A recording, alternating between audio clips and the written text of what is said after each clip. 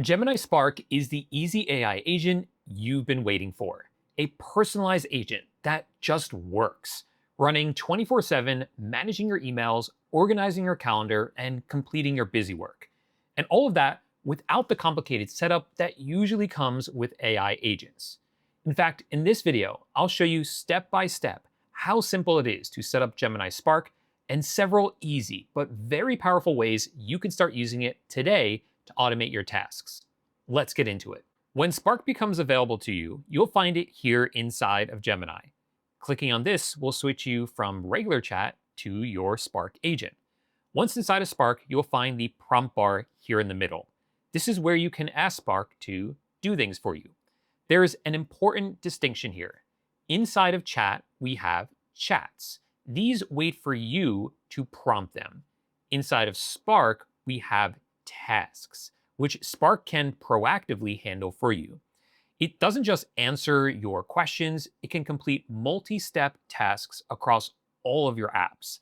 That's what makes it an AI agent rather than just a conversational chatbot. Before we give it our first task though, let's get Spark set up. To do that, click on the bottom left here on this gear icon. That will open up the settings. And then you want to click on Personal Intelligence. Inside of here, there are several options. You want to make sure first that memory is turned on. This will allow Gemini to learn from your past chats to understand more about you. And this will be very helpful for something like Spark that gets smarter the more that you use it. You also want to come into Connected Apps. Here you can see that I have my Google Workspace turned on. This gives Gemini and Spark more access to the tools that you use to be able to help you across all these scattered apps. And guess what? That's all you have to do to set Spark up. There is a lot more happening behind the scenes, but you don't have to worry about what's going on there. It just works and is ready for you to start using. Let's come back to Spark and give it our first task. I'll keep this one very simple and very generic, so you can follow along with me and see how Spark works before we give it some more complicated tasks. I'll also be using the microphone button so I don't have to type everything out. Find all the emails I've received in the past 12 hours and help me prioritize them. I want to know which ones I should respond to, which ones I can ignore, if there's anything I need to add to my calendar, stuff like that. And if anything needs a reply, please draft the reply for me. And once that's all typed out, I can submit it along. As Spark begins working on your task, you'll be able to see right here everything that it's doing. So first it pinpointed the relevant time window. It then looked through Gmail for any emails I've received during that time. And here you can see it's even looking at my Google Calendar and looking through Google Search. Now we have a confirmation request from Spark, because anytime it's going to take any action, it's always going to keep you in the loop.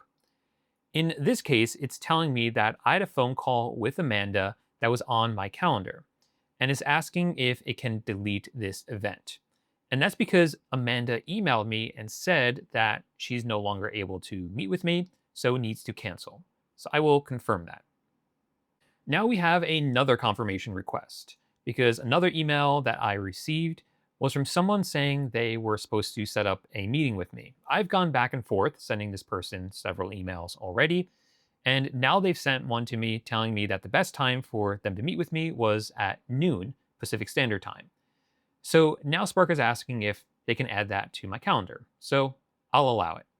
And now Spark is finished and we can see everything that it's done. So it found several emails that need to be addressed. And Spark already took care of some of these. So for instance, this is the email where my friend was proposing a meeting time, and Spark tells me that it already put that on my calendar. I can see that right here. And it drafted the reply. And I can see that reply right here. If I'm happy with that, all I have to do is click on send, and Spark took care of all the rest. The second email is from one of my followers, and he asked for some help with signing up for Google Gemini. There are a lot of different pricing plans, and he's a little bit confused. So all Spark did there was draft a reply. Let's take a look at it. We can see that email here, and here is a breakdown. So it went out, did all this research, and put it together in this email. The third email is about a canceled event. This is my friend who I was supposed to get on a call with tomorrow, and she canceled that call. So this was on my calendar, and now it's gone because Spark deleted it for me. And finally, the fourth email is an automated email that it's saying I can ignore, but it does give me a summary of what that email was about. Further down, it gives me a summary of all the drafted replies and a summary of the work completed. And it's pretty cool that with that simple prompt, it was able to find emails, draft replies, manage my calendar, and even do research for me. Before I show you some more use cases, I want to talk about Spark's other capabilities. You can find those by clicking and opening up the side panel up here. We'll start with skills. You can think of skills as saved workflows. So coming back to the task that was just completed for us, where we had it manage our emails, this is certainly a workflow that I'm going to ask Spark to do again in the future. Now, instead of giving it the same prompt every time and having to repeat myself and go back and forth about exactly what I want, I can just save this as a skill. So next time, Spark will just repeat this workflow when I tell it to manage my inbox. If we come back into skills, you'll see there are a few ways to create skills. First, you can upload a skill, which is just a text file with instructions in it. You can also set one up manually, where you can type out what you want it to do here. But my favorite way is to just ask Gemini to do it. So anytime I complete a task, let's come back to the task right here, and I'm happy with the results. I just tell Gemini something like this. Now turn this into a skill that will run every time I ask you to manage my email inbox. And just a few seconds later, it'll tell you that it successfully created and saved your new skill. In this case, the skill is named Inbox Manager, and you can see the instructions for it right here. So next time I want to run this, all I have to do is click on Create a Task, type the /, and you'll see all your skills here. I can select that one, and it will manage my inbox the exact same way it did the first time. But you know what? This is a skill that I'm going to end up running every single morning, so it can manage my inbox every day. So instead of having to manually type this in myself, I can instead set up a schedule. You can find those over here on the left where it says schedules. These allow Spark to run workflows based on certain triggers. These can be time-based, but they can also be triggered when certain events happen, like when you receive emails. So once again, I will return back to the task that was completed, and I'll just tell it to run this on a schedule. Run this on a schedule at 5 a.m. every day. And look at that. It now set up an automated schedule to manage my inbox daily at 5 a.m. So every day when I wake up, my inbox will already be set and managed for me by Spark. You now have the building blocks for how to use Spark. And as you saw, it's really simple. The tricky part is knowing what to use Spark for. So let me go over a few use cases to demonstrate more of the capabilities of Spark that you can then adapt for your own needs. So if you look at my Google Workspace, I am currently in San Diego, and I'm looking for some fun things to do while I'm here. So the past couple of weeks, I jotted down a bunch of ideas. It's a little bit unorganized and scattered. I just have this Google Doc where I've been throwing ideas in. I don't even know if some of them are possible, like I want to go swimming in the Pacific Ocean. I'm afraid it's going to be too cold. I also found this great website that gives some great ideas of things to do in San Diego. And I even have an email about how I'm going to be going to the San Diego Safari Park, the San Diego Zoo tomorrow. So I want to see if Spark can bring all that together for me into a one-day itinerary. So let's try this out. I'm currently in San Diego. I really only have one day where I can see everything that I want to see. And my plans are a bit scattered. I have a Google Doc with some ideas. I have an email with someone about something we're going to do tomorrow while we're here.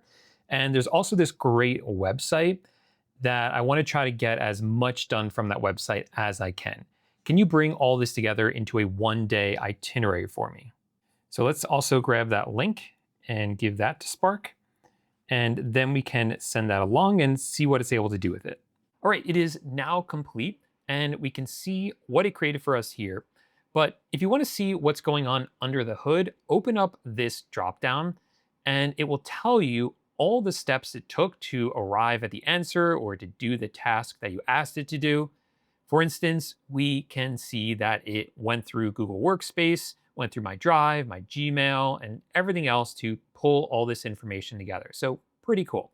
So here's what we got. It found all the information. It correctly found the tickets to the San Diego Zoo Safari Park in my email. It found the Google Drive document. It noticed that I have a meeting on my calendar at 12 noon, which will get in the way of the safari park. Then it found all the other places that I referenced and even pulled in my dietary preferences, which it got from my personal intelligence. I never told Spark specifically that I'm a pescatarian, but it knows that based on prior chats that I've had with Gemini. And it also realizes or knows that I'm in a truck camper, and that's how I've been traveling around. So really cool that it's able to pull all of that from regular Gemini chats via personal intelligence. And then here is the consolidated one-day itinerary. It tells me where I can have breakfast, the drive to the San Diego Zoo, going to the safari park, making sure I spend a few minutes to go on that meeting with someone who has a call with me. They even recommend that I go back to the truck camper to take that call in a nice quiet place. And then finally, after leaving the San Diego Zoo, I can go over to La Jolla, which was something I had on one of these lists right here. Maybe it was this one. Yep, there we go. And then I can have a nice drive through Seaport Village. So that pretty much checks off everything that I wanted to do. And it even put it together for me in a one-day itinerary Google Doc. Nicely laid out right here. So pretty cool that I was able to pull information from all those scattered sources and even information from personal intelligence to give me a highly personalized one-day itinerary for San Diego. Here's another example. I told it to go through my YouTube channel and also take a look at a bunch of files I have in Google Drive. Using that, I wanted it to put together a report going over what my channel is doing well and where it could improve, and to build from that some Google Slides. After it did that, I told it to email those slides to my other account, and it drafted the email for me. So you see how this is a multi-step process. Go out, do research, pull in information from Drive, create something, which in this case was a Google Slides, and email it to someone. And that's what makes agents different than a traditional chatbot. As you begin to use Spark more, you'll have lots of tasks running at the same time. Ones you've kicked off manually, scheduled tasks, and long-running tasks. To help you manage them, you can come into the Tasks section and see all your recent tasks here. You'll also notice that they have little indicators next to them. These ones right here have no indicator. That means those tasks are complete and I've seen the output. This one right here has a solid blue dot. That means that is a completed task that I haven't looked at the result of or output of yet. And finally, you'll see some that say needs input. This just means that you need to give Spark permission to do something like add or remove something from your calendar or to draft a reply to an email. Spark can also be accessed from the Gemini app on your phone. Opening up the side menu, you'll see a section here for Spark, and you can see all the tasks that you already started or finished from your computer. You can even start a new task directly inside the app. So this is really great for having Gemini Spark do tasks for you while you're out in the world instead of sitting at home in front of your laptop. In fact, you don't even need to have your laptop open for Spark to work. Everything runs completely in the cloud. So that is Gemini Spark, the 24/7 AI agent that's always with you no matter where you go. As you see, once you know the basics, it is very easy to use because it just works. Now, if you enjoyed this video and want a part 2 where I cover more use cases to help you get the most out of Spark, let me know that in the comments section down below. Then make sure you subscribe to the channel so you don't miss out on that video once I release it. Otherwise, thanks so much for watching. I really do appreciate it, and I'll see you in the next video. Bye for now.